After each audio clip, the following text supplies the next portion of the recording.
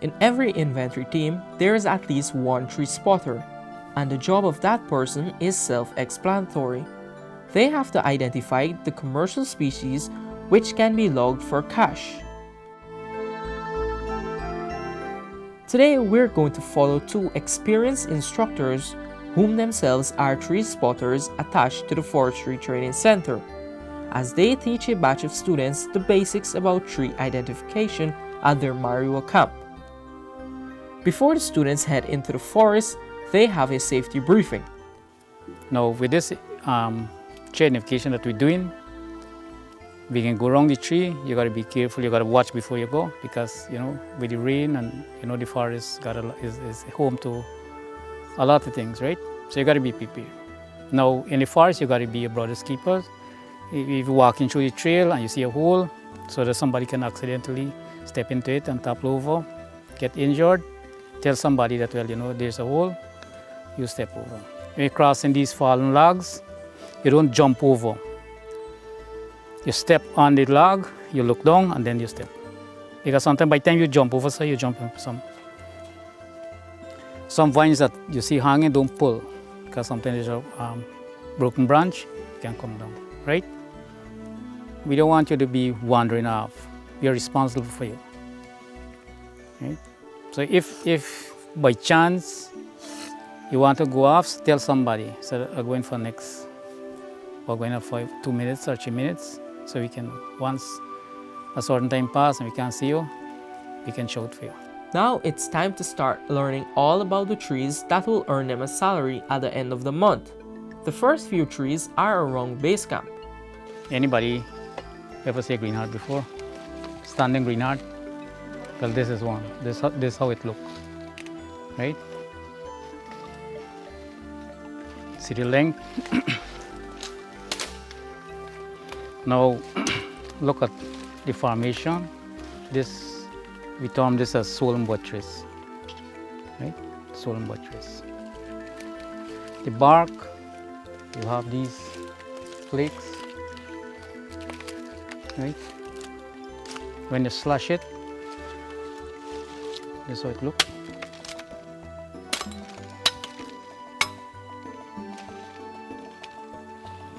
Now we talk about exudate,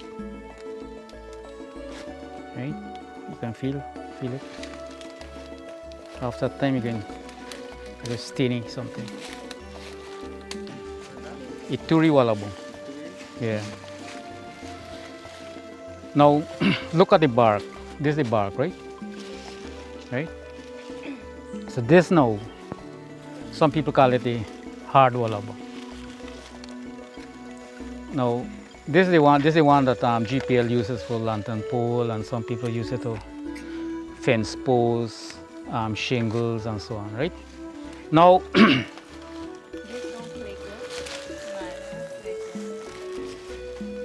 this is the turi leaf. You see how these edges fold in, right? Good. Now, this can carry a mar flower, right? The students are even told about some of the uses of the trees they are being taught to identify. Most of the trees in this course are the ones often logged. This is Kirikawa. Watch the exudate. And this is a family to the nutmeg. The same type of fruit that they got, resembling nutmeg.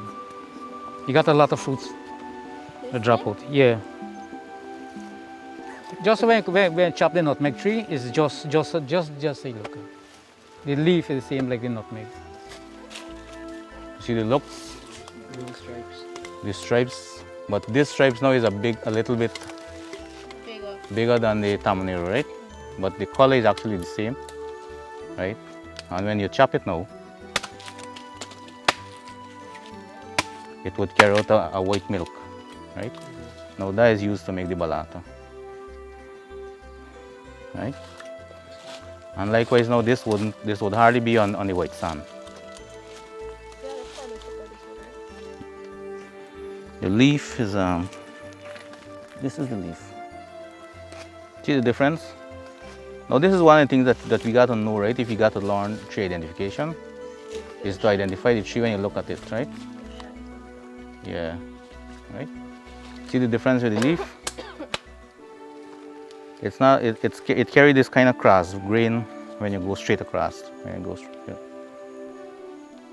If these students pass this course and decide to take up tree spotting as their career, they must be able to identify the trees as saplings also. This could help protect them and also with research. Carroty Silver Valley. Now look at this tree now, you recognize that the bark is different too, right? Yeah, it's kind of smooth, right? And when you slash it now, it's softer than the Purple Heart, and it's kind of flaky, right?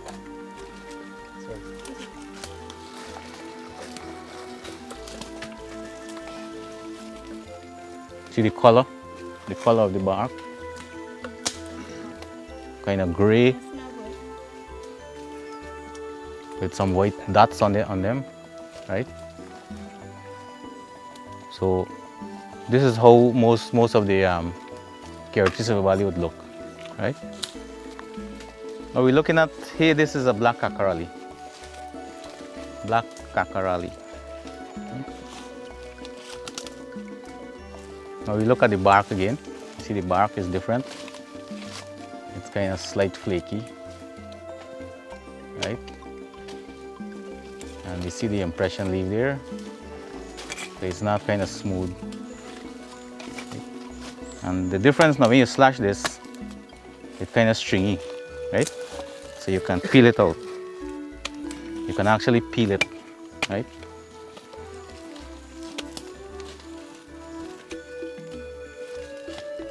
The students are taught to look for subtle signs which can enable them to tell the difference between one tree and another. Some trees can even be identified by their bearings. Tree identification is vital to every forest operation. If we cannot identify the trees, how can we know what we can log and what we need to protect?